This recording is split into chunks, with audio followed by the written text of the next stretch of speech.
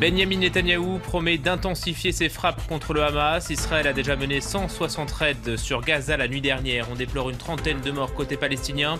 Pas de victimes de l'autre côté de la frontière, mais le Hamas multiplie ses tirs de roquettes à Tel Aviv notamment. Nous ferons le point. Après le choc, la colère au Brésil, la Seleção a été piétinée hier soir par les Allemands, 7-1. Les Brésiliens sont donc éliminés à domicile. Ce soir, les Pays-Bas affrontent l'Argentine. Nouvelle chute pour Chris Froome, le Britannique abandonne le Tour de France. Il était pourtant favori. Ketevan Gorgestani nous rejoindra à la fin du journal. Le cycle de violence s'intensifie donc au Proche-Orient, dans la bande de Gaza d'abord. L'armée israélienne y a mené des dizaines de raids. Une trentaine de Palestiniens ont été tués, dont plusieurs enfants. De son côté, le Hamas poursuit ses tirs de roquettes sur Israël, Haïfa, Jérusalem et Tel Aviv. Inès Olagaray. Les sirènes retentissent dans le ciel de Tel Aviv. Dans la rue, les habitants se précipitent pour se mettre à l'abri. Mercredi en Israël, plusieurs roquettes tirées par le Hamas depuis Gaza ont été interceptées par le dôme de fer, un système de défense antimissile.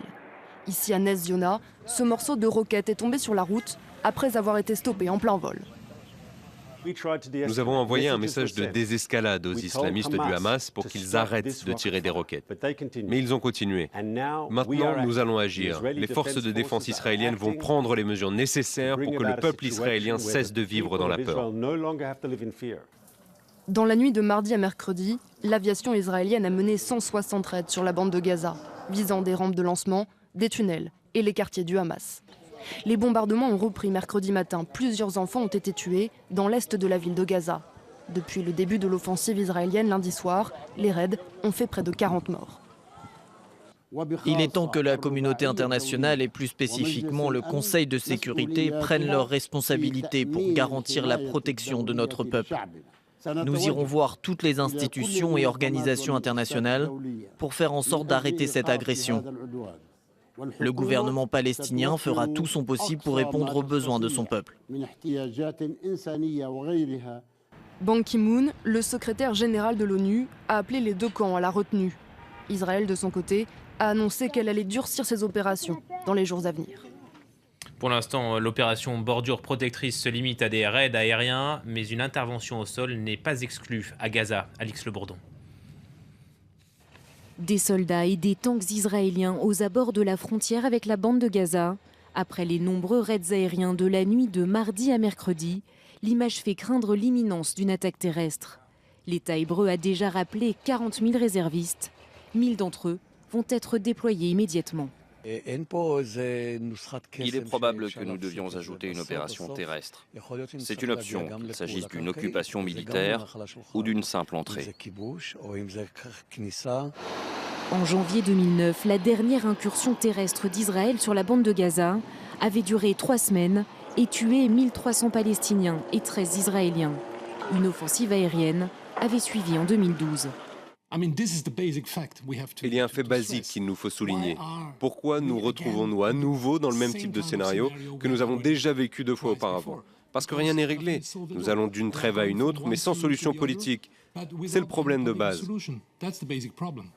L'État hébreu doit confirmer s'il décide d'envoyer des troupes sur la bande de Gaza. Une chose est sûre pour Israël, aucune opération militaire ne prendra fin avant l'arrêt des tirs de roquettes sur son territoire.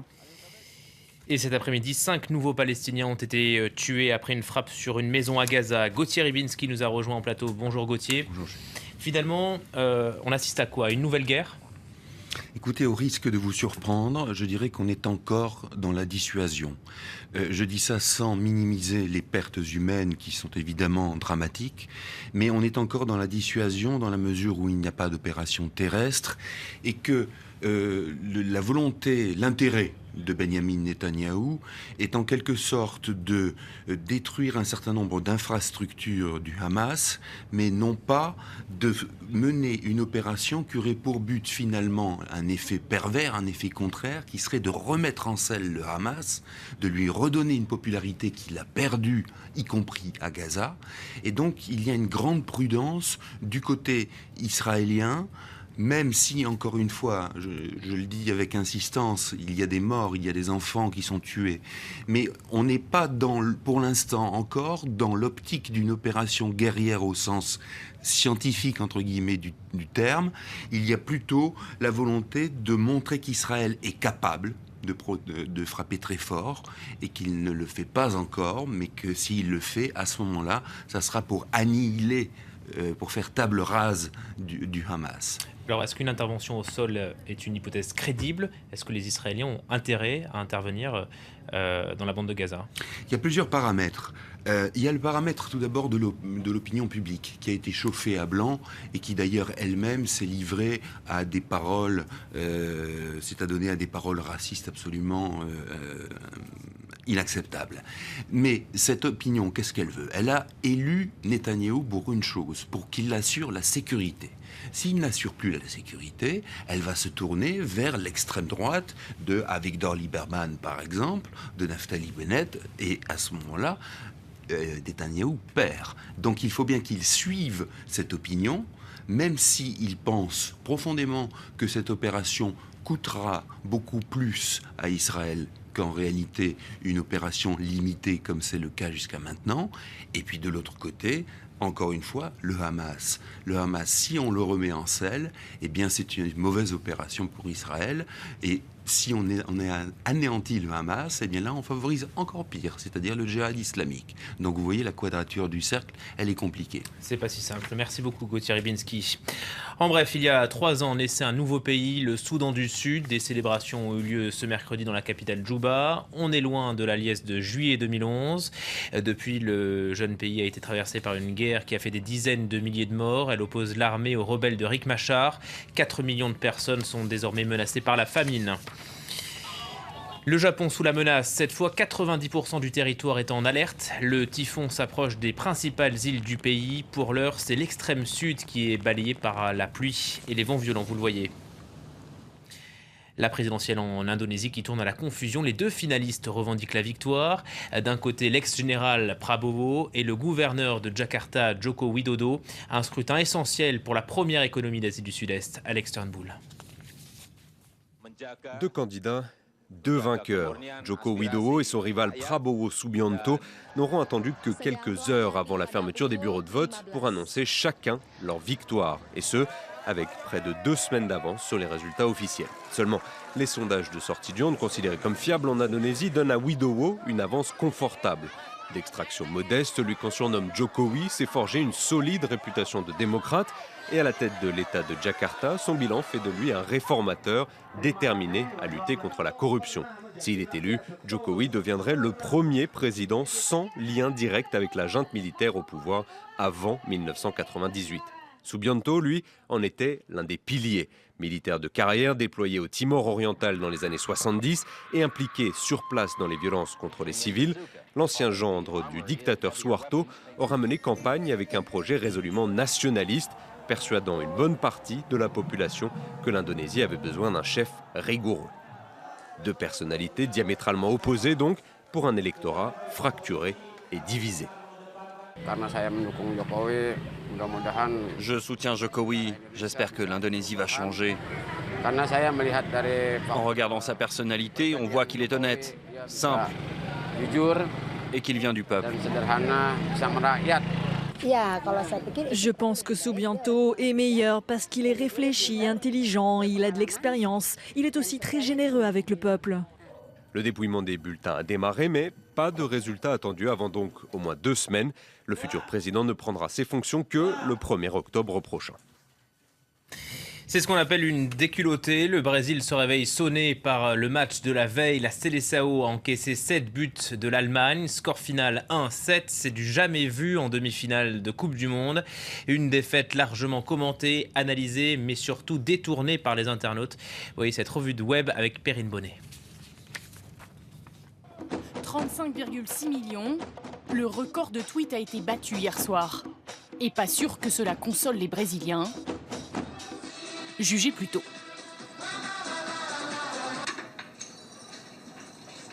Les photomontages sont franchement mordants. Au point que le Corcovado se prend la tête. Avant de perdre totalement la face. Angela exulte, Dilma, beaucoup moins. Les internautes voient les politiques partout, même François Hollande, ou plutôt son sosie, qu'un petit malin pense avoir repéré dans la foule. Toute la soirée, le jeu de massacre s'est aussi déroulé sur la toile, avec un peu de compassion pour ces visages de Brésiliens largement commentés, la palme revenant à ce monsieur dont l'air dépité a brisé le cœur du monde entier. Et le show continue, place à l'autre demi-finale, Pays-Bas-Argentine ce soir 22h. On ne va pas se risquer à des pronostics, mais ce sont les Néerlandais qui sont favoris. Reportage Stéphanie Mopa. Au tout début de la Coupe du Monde, ça avait commencé comme ça. Pour être honnête, je crois que nous allons perdre. Je crois qu'on va perdre, oui. Ah, ils étaient pessimistes, les fans néerlandais, pessimistes. Jusqu'à la première victoire, la première revanche, celle sur le champion en titre, le géant espagnol. Alors depuis, ils y croient, ils rêvent d'une autre revanche contre les Argentins, puis contre les Allemands, tous ceux qui, au cours des décennies passées, les ont fait tomber lors de la Coupe du Monde. J'espère vraiment qu'ils vont gagner, parce que comme ça, ils auront une autre chance d'aller en finale. Ils y étaient il y a 4 ans et je suis confiante. Alors oui, ils essaient vraiment d'y croire et ils ont même une méthode bien à eux. C'est presque de la malchance que d'y croire. Si vous y croyez, que vous vous dites on va gagner, alors vous allez perdre. Si vous vous dites on veut perdre, je m'en fiche, alors vous gagnez. Je crois que nous sommes réalistes en fait. Il y a quand même une faille chez les supporters des Oranges. Difficile de les faire chanter, ils sont bien peu nombreux à connaître l'hymne de leur équipe. Est-ce qu'il y a une chanson qu'on chante pendant les matchs? Oh Nederland, oh Nederland. Bon, je ne sais pas. Habituellement, à ce stade, on est sous. Bon, tout cela n'est pas très concluant. Pour entendre l'hymne des Oranges, il faut donc aller un peu plus loin, ici, dans l'un des temples du football néerlandais.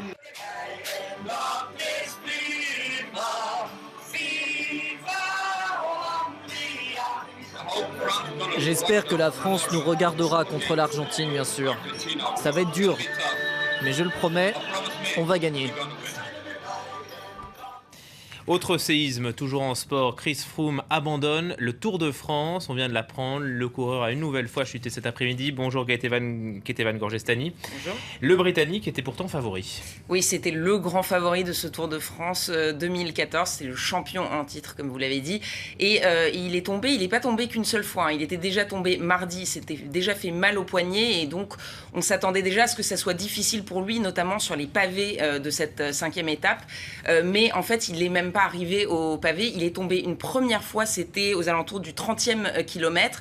Il s'est fait mal, mais là, il est remonté sur son vélo et il est retombé en fait au 85e kilomètre. Et là, ça a duré quelques minutes. Il y a eu un flottement, vous voyez sur les images. Il s'est relevé, il se tenait un peu le bras, il a essayé de remonter, puis il est redescendu de son vélo. Et, il voulait pas abandonner. Il a vraiment hésité et puis au final, il s'est rendu compte que vraiment il ne pouvait pas. Il se tenait un peu la hanche, le bras et finalement, il est rentré dans la voiture de l'équipe Sky pour abandonner pour ce Tour de France. Seulement à la 5e étape. Il y a eu quand même beaucoup de chutes dans cette 5e étape.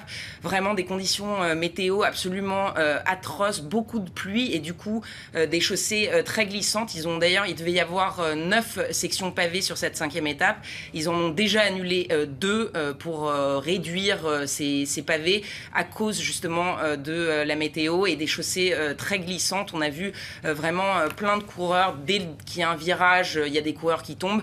Ça n'a pas toujours été aussi grave que pour Chris Froome, mais c'est une 5e étape. On avait dit que certains favoris pouvaient perdre la course ici, et là, ça a vraiment été le cas avec Chris Froome, et vraiment une déception pour Team Sky qui semblait plutôt bien parti. Ce forfait, il peut profiter à qui finalement ?